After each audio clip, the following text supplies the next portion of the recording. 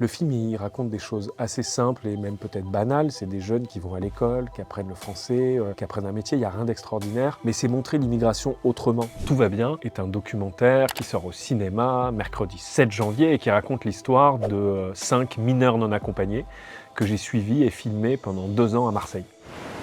Moi, je voulais rêver, je voulais me donner la chance de rêver. Aminata Sylla a réussi un parcours d'intégration remarquable.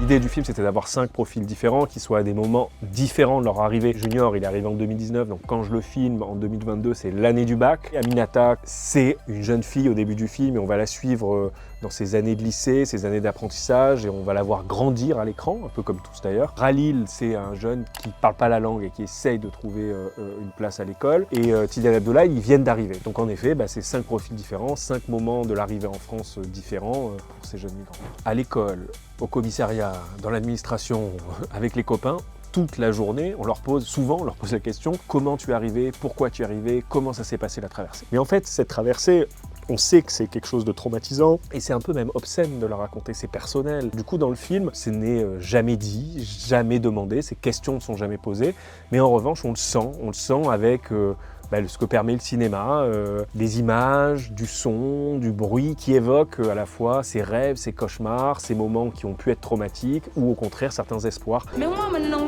ma vie est décidée parce que je ne vais pas me retourner vivre là-bas.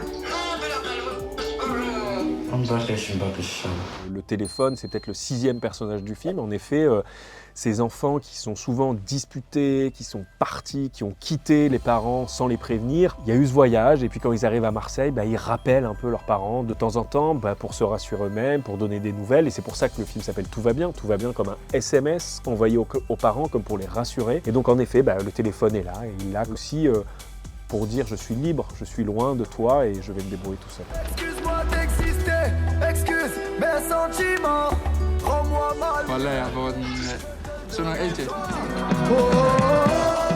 Quand on s'intéresse à ces adolescents, mais c'est la même chose avec les adultes, toute personne qui migre, qui se déplace, qui arrive dans une nouvelle ville, dans un nouveau pays, elle le fait parce qu'elle a des rêves, parce qu'elle a une envie d'y arriver, parce qu'elle a envie d'écrire une nouvelle page de sa vie. Et je crois que c'est ça que montre le film et j'aimerais si les gens doivent retenir quelque chose, c'est juste que tous ces gens qui viennent, ils sont comme nous en fait. Voilà.